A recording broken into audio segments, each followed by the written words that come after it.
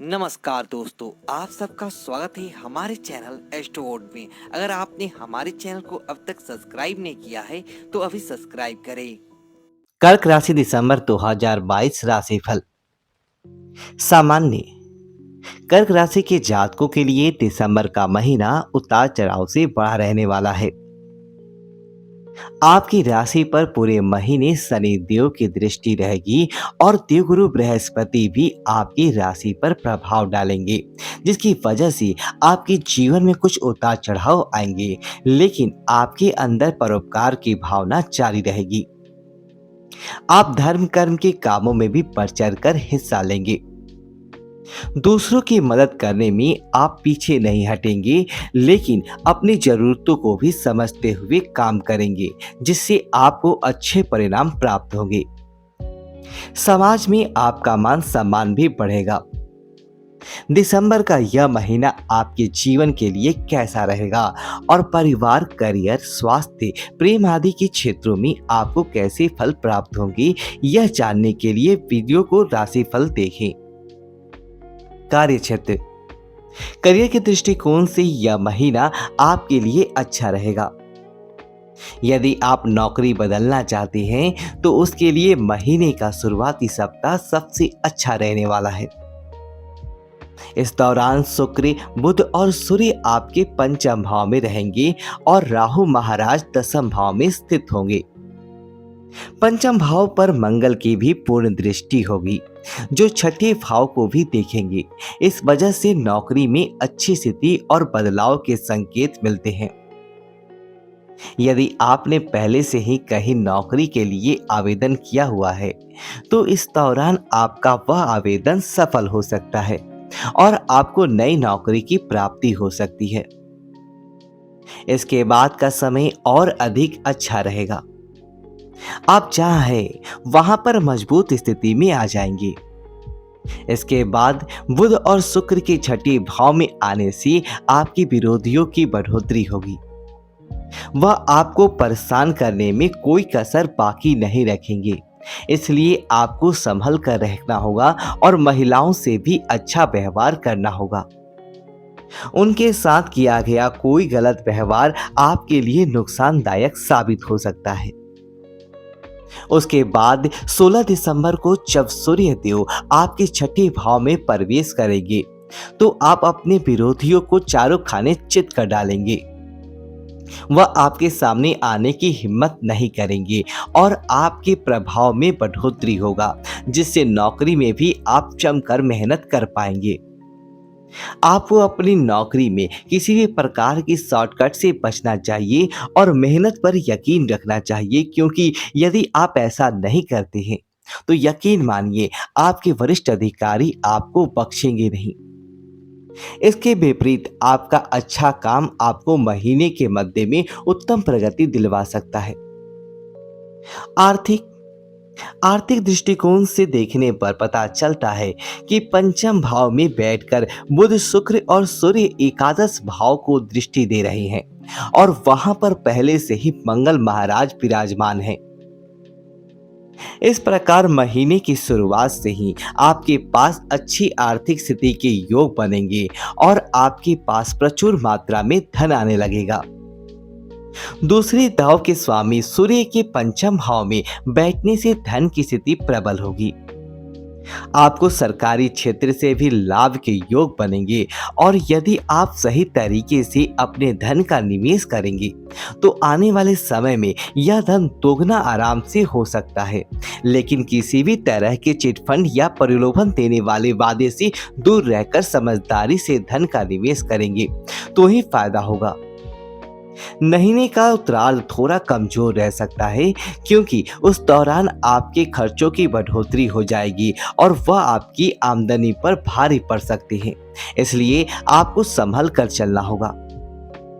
बेवजह के खर्चों से जितना दूर रहेंगे और बचत बनाकर अपने धन का इस्तेमाल करेंगे तो काफी हद तक आप अपनी स्थिति को संभाल पाएंगे और आर्थिक रूप से मजबूत बन पाएंगे। स्वास्थ्य। यदि आपके स्वास्थ्य पर दृष्टि डाली जाए तो पंचम भाव पर 5 ग्रहों का प्रभाव रहेगा। बुध, शुक्र और सूर्य महीने की शुरुआत में आपके पंचम भाव में रहेंगे। उनके ऊपर एकादश भाव में बैठे मंगल और नवम भाव में बैठे बृहस्पति की पूर्ण दृष्टि होगी। इसके वजह से आपको खान पान की दिक्कतें हो सकती है और इस वजह से उदर रोग, पेट में अपच और गैस जैसी समस्या परेशान कर सकती है। इस पर विशेष ध्यान देने की आवश्यकता पड़ेगी। इसके बाद जब बुध और शुक्र छठे भाव में चले जाएंगे तो आपको और भी ज्यादा ध्यान देने की आवश्यकता पड़ेगी, क्योंकि इस दौरान आपका स्वास्थ्य बिगड़ सकता है। हालांकि इससे बाद जब सूर्य देव भी 16 दिसंबर को छठे भाव में आ जाएंगे तो आपको स्वास्थ्य संबंधित समस्याओं से मुक्ति मिलेगी और आप तंदुरुस्ती की ओर बढ़ेंगे। मंगल की दृष्टि भी छठे भाव पर होने से रोगों का शमन करेगा और आप तंदुरुस्त हो जाएंगे। आपको स्वयं को ठीक बनाए रखने के लिए इस दौरान शारीरिक अभ्यास करने की आवश्यकता पड़ सकती है। प्रेम और वैवाहिक, यदि प्रेम संबंधी मामलों की बात करें तो पंचम भाव में बुध और शुक्र प्रेम और रोमांस से भरे हुए रिश्तों की ओर इशारा करते हैं। यानी कि आप और आपके प्रियतम के बीच रोमांस बढ़ेगा और आप अपने रिश्ते में आगे की ओर अग्रसर होंगे, जिसकी वजह से एक दूसरे में ज़्यादा दिलचस्पी दिखाएंगे और आपके बीच का जो आकर्षण आपको एक दूसरे के साथ बांधे रखेगा। लेकिन उसके ऊपर पड़ रही मंगल की दृष्टि और पंचम भाव में सूर्य की उपस्थिति आप दोनों के बीच वाद विवाद को भी जन्म दे सकता है।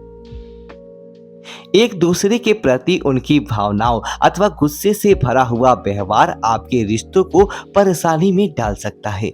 इसलिए आपको संभल कर इस बात का प्रयास करना होगा कि इन सब चीजों से आप दूर रहें।